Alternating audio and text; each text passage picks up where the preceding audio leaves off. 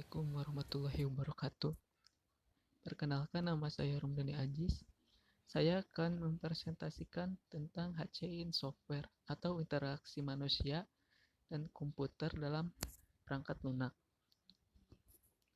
Sebelumnya saya minta maaf untuk minggu-minggu kemarin saya nggak hadir karena ada halangan atau masalah pribadi. Oke, saya akan langsung saja akan membahas tentang proses siklus hidup perangkat lunak. Proses pertama, rekayasa perangkat lunak menyediakan sarana memahami struktur proses desain, dan proses tersebut dapat dinilai keefektifannya dalam desain sistem interaktif. Yang kedua, proses rekayasa penggunaan mempromosikan menggunakan ekspresi kriteria untuk menilai keberhasilan suatu produk dalam hal dari kegunaannya. Proses ketiga, praktik desain berulang bekerja untuk memasukkan hal-hal yang krusial umpan balik pelanggan di awal proses desain untuk menginformasikan keputusan penting yang memengaruhi kegunaan. Proses terakhir, desain melibatkan pembuatan banyak keputusan banyak alternatif. Rasional desain memberikan sarana eksplisit untuk merekam keputusan desain tersebut dan konteks di mana keputusan dibuat. Nah, di sini masuk siklus hidup perangkat lunak.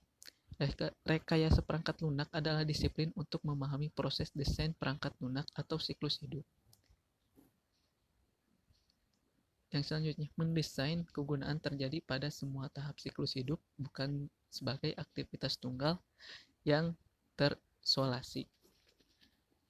Tujuan maksud ini bisa jadi bagian dari sebuah sistem atau bahkan sistem itu sendiri. Manusia berperan dalam membangun atau membuat kedua perangkat tersebut dan berperan untuk menggunakan menerima hasil. Nah, di sini digambarkan siklus hidup.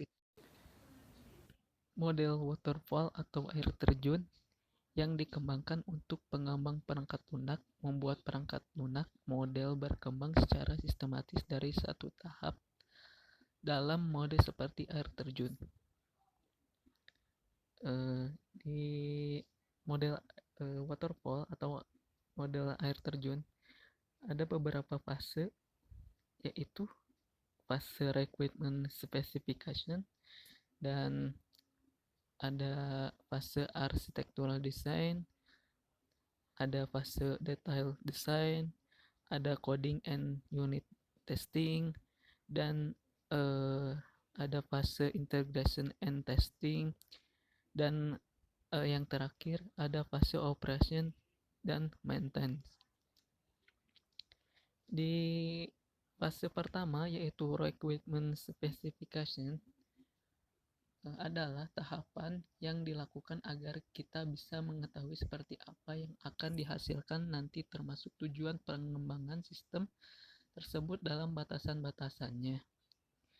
Yang kedua adalah fase architectural design, yaitu menggambarkan hubungan antara elemen struktural utama dari perangkat lunak, gaya arsitektur, dan pola desain yang membantu mencapai tujuan dibuatnya suatu sistem.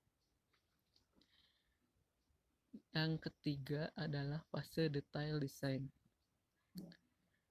Adalah produk perancangan atau detail gambar kerja yang dibuat konsultan perencanaan untuk sebuah pekerjaan. Yang keempat adalah fase coding dan testing. Yang pertama adalah coding. Pada tahap ini, programmer tentunya mengimplementasikan rancangan blueprint yang dihasilkan pada proses sebelumnya yang dalam bentuk struktur coding atau sering disebut code. Setelah selesai coding, program akan di-testing dengan berbagai macam test case, yaitu unit case, menguji setiap unit dan model yang terdapat dalam program tersebut. Yang terakhir adalah operation and maintenance, yaitu tahap operasionalisasi dan pemeliharaan adalah tahap operasionalisasi dan pemeliharaan dari software tersebut.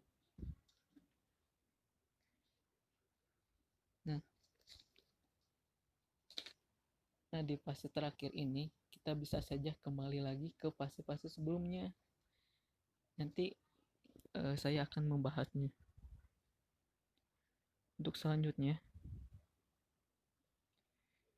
spesifikasi persyaratan. Spesifikasi persyaratan yaitu perancangan dan pelanggan mencoba menangkap apa yang diharapkan disediakan oleh sistem. Ini berbeda dengan penentuan bagaimana sistem akan menyediakan layanan yang diharapkan. Yang menjadi perhatian kegiatan selanjutnya, spesifikasi persyaratan melibatkan memperoleh informasi dari pelanggan tentang lingkungan kerja atau domain di mana produk akhir akan berfungsi. Disajikan dalam bahasa alami atau bahasa yang lebih tepat seperti analisis tugas. Desain arsitektur.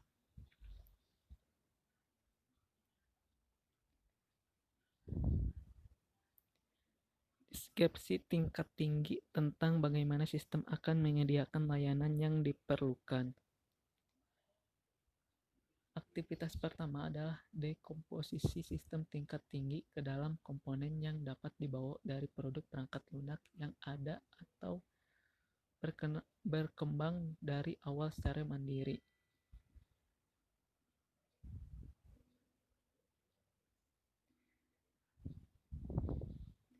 Sistem faktor menjadi komponen utama dan bagaimana mereka saling terkait.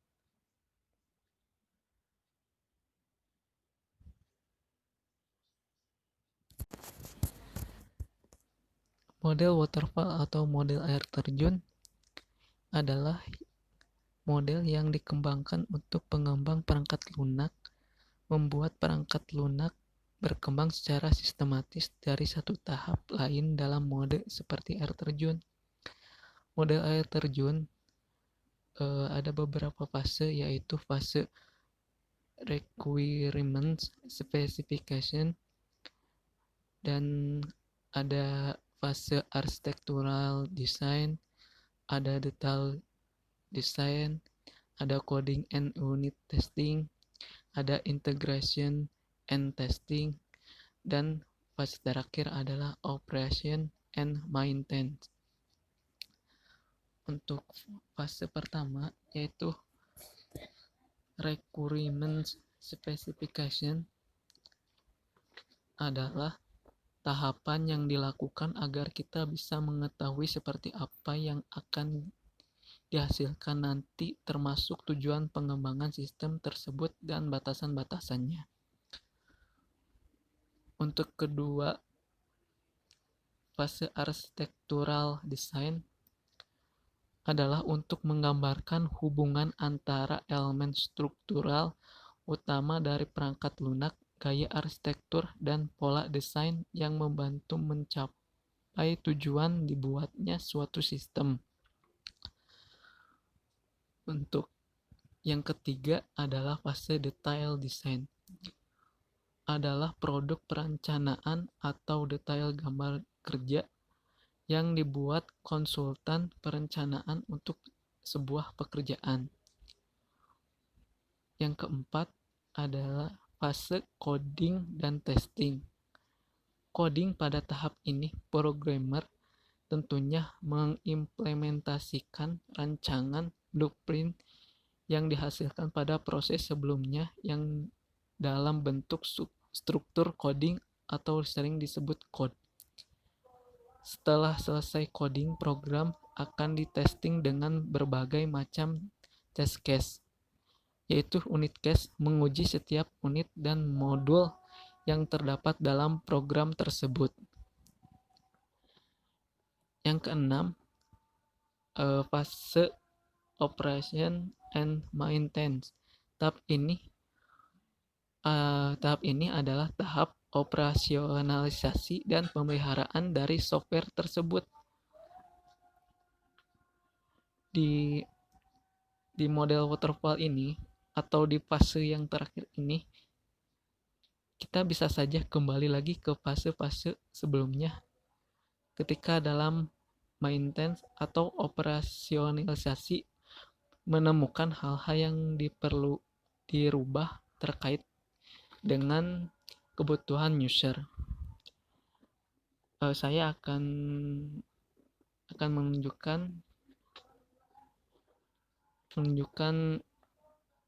tentang ini. Untuk selanjutnya,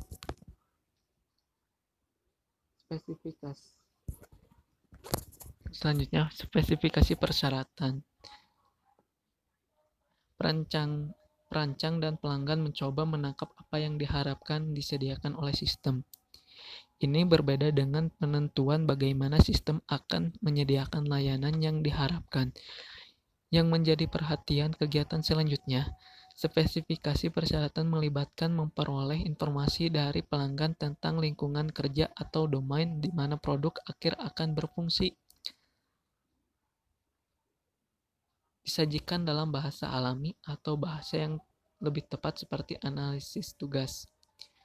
Produk perangkat lunak mereka harus dirumuskan dalam bahasa yang cocok untuk implementasi. Biasanya persyaratan awal dinyatakan dalam bahasa asli pelanggan. Bahasa yang dapat dieksekusi untuk perangkat lunak kurang alami dan lebih dekat terkait dengan bahasa matematika, di mana setiap istilah dalam bahasa tersebut memiliki ketelitian interpretasi atau semantik. Desain arsitektur. Deskripsi tingkat tinggi tentang bagaimana sistem akan menyediakan layanan yang diperlukan. Aktivitas pertama adalah dekomposisi sistem tingkat tinggi ke dalam komponen yang dapat dibawa dari produk perangkat lunak yang ada atau berkembang dari awal secara mandiri. Sistem faktor menjadi komponen utama dan bagaimana mereka saling terkait. Harus digambarkan yang saling ketergantungan antara komponen terpisah dan berbagai sumber daya yang akan muncul antar komponen. Harus memenuhi persyaratan fungsional dan non-fungsional. Persyaratan fungsional dari sistem, terus ke layanan sistem, keharusan berikan dalam domain kerja selanjutnya. Jangan berikan secara langsung untuk menangkap yang lain. Persyaratan non-fungsional, fitur sistem yang tidak terkait langsung dengan layanan. Desain rinci. Penyempurnaan komponen arsitektur dan interrelasi untuk mengidentifikasi modul yang akan diimplementasikan secara terpisah. Mengkoding dan menguji unit. Menerapkan dan menguji masing-masing modul dalam beberapa bahasa pemrograman yang dapat dieksekusi. Integrasi dan pengujian. Menggabungkan modul untuk menghasilkan komponen dari deskripsi arsitektur. Operasi dan pemeliharaan. Produk dikirim ke pelanggan dan masalah atau peningkatan disediakan oleh desainer saat produk masih hidup. Bagian terbesar dari siklus hidup adalah operasi dan pemeliharaan.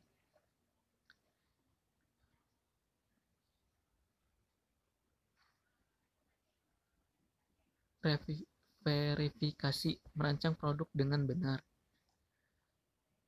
Verifikasi suatu desain akan paling sering terjadi dalam suatu kegiatan siklus hidup tunggal atau antara kedua kegiatan yang berdekatan, misalnya dalam desain komponen yang terinci. Dari sistem akuntansi pengajian, perancang akan memperhatikan kebenaran dari algoritma. Next. Validasi. Validasi suatu desain menunjukkan bahwa dalam berbagai aktivitas pelanggan persyaratan terpenuhi. Validasi adalah latihan yang jauh lebih subjektif daripada verifikasi, terutama karena perbedaan antara bahasa persyaratan dan bahasa desain melarang segala bentuk bukti objektif. Secara interaktif, desain sistem validasi terhadap persyaratan HCI sering disebut sebagai evaluasi dan dapat dilakukan oleh perancang secara terpisah atau bekerja sama dengan pelanggan.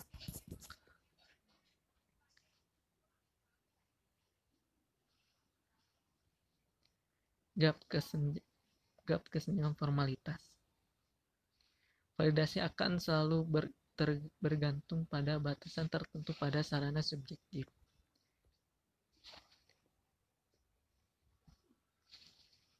Masalah manajemen dan kontrak. Desain dalam konteks komersial dan hukum persyaratan dan kendala dunia nyata kesenjangan formalitas.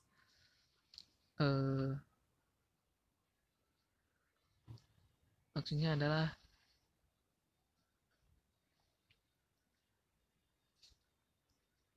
di sini ada gambar digambarkan dalam diskusi teknis masalah desain manajerial seperti kendala waktu dan kekuatan ekonomi tidak sepenting itu. Kegiatan yang berbeda dari siklus hidup secara logis terkait satu sama lain. Kita bisa melihat persyaratan itu untuk sistem mendahului desain arsitektur tingkat tinggi yang mendahului detail desain dan sebagainya. Itu digambarkan di sebelah kanan. Ini ada gambar model waterfall.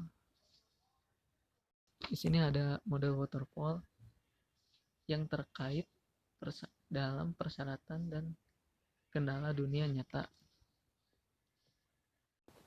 Nah, di sini ada siklus hidup untuk interaktif. Sebelumnya, saya udah menjelaskan tentang model waterfall. Dan saya sudah bilang kalau di fase terakhir kita bisa saja kembali lagi ke fase sebelumnya.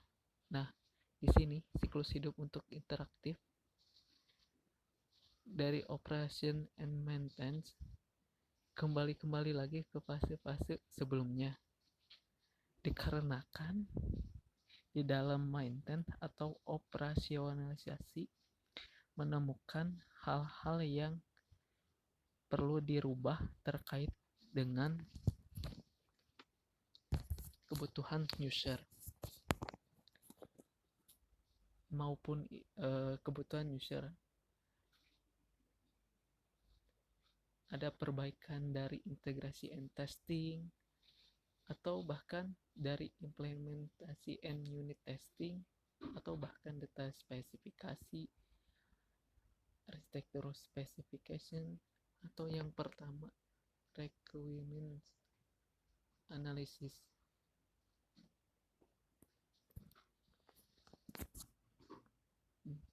Selanjutnya rekayasa kegunaan.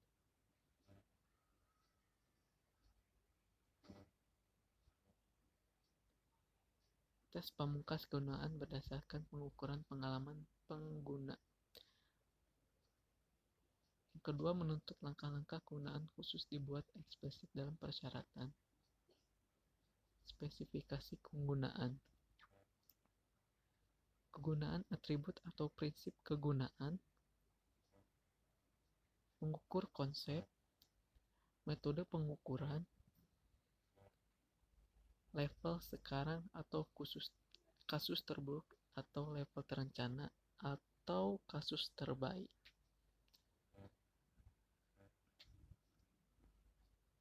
Untuk selanjutnya adalah masalah.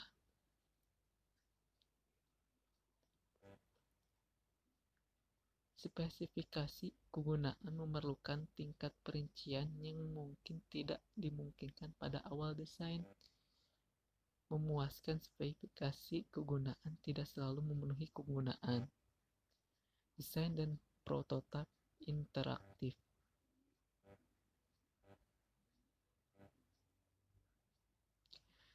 Desain berulang mengatasi masalah inherent dari persyaratan yang tidak lengkap. Prototipe mensimulasikan atau menghidupkan beberapa fitur dari sistem yang dimaksud sebagai jenis prototipe. Model yang berbeda. Membuang. Nah, untuk membuang prototipe ini dibuat dan diuji. Pengetahuan desain didapat dari latihan ini digunakan untuk membangun produk akhir, tapi prototipe yang sebenarnya adalah dibuang. Tambahan. Produk akhir dibuang sebagai komponen terpisah satu per satu. Ada satu desain keseluruhan untuk sistem akhir, tetapi dipartisi menjadi independen dan komponen yang lebih kecil. Produk akhir kemudian dirilis dalam bentuk seri dari produk. Setiap rilis berikutnya termasuk salah satu komponen lagi. Evolusi.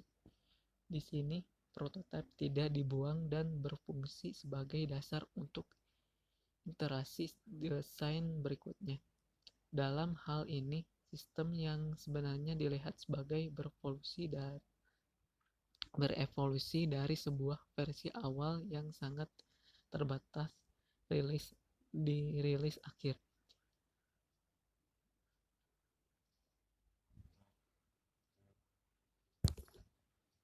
Masalah manajemen.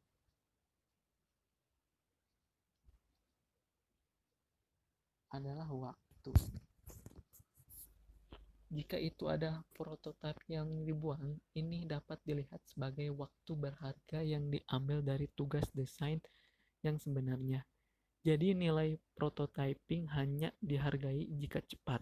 Namun, pengembangan dan manipulasi prototipe yang cepat tidak boleh disalahartikan sebagai evaluasi yang terburu-buru yang dapat menyebabkan hasil yang salah dan membatalkan satu-satunya keuntungan menggunakan prototipe di tempat pertama. Yang selanjutnya, perencanaan.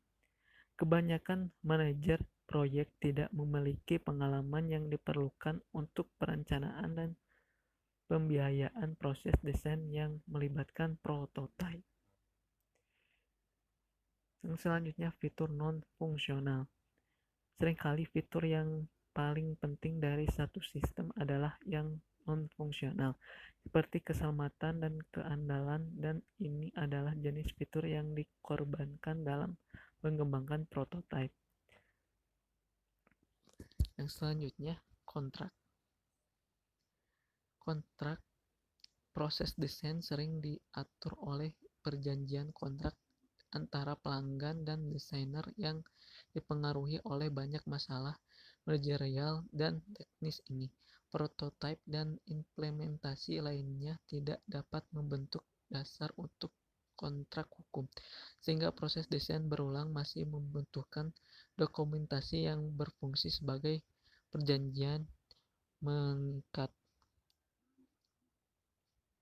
Teknik prototipe yaitu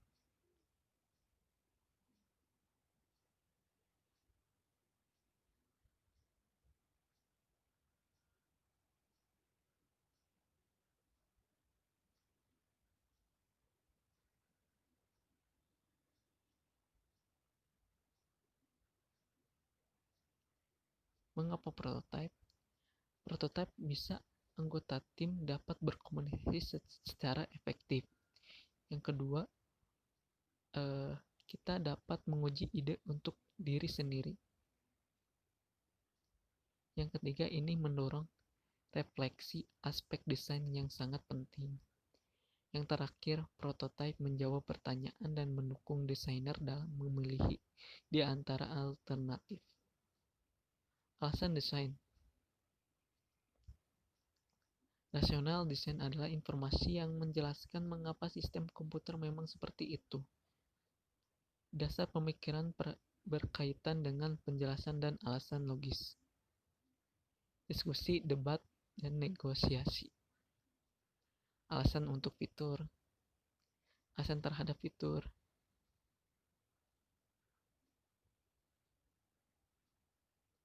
Manfaat dari alasan desain, yaitu komunikasi sepanjang siklus hidup, penggunaan kembali pengetahuan desain di seluruh produk, meningkat disiplin desain, disajikan argumen untuk trade-off desain, menangkap informasi kontekstual. Jenis DR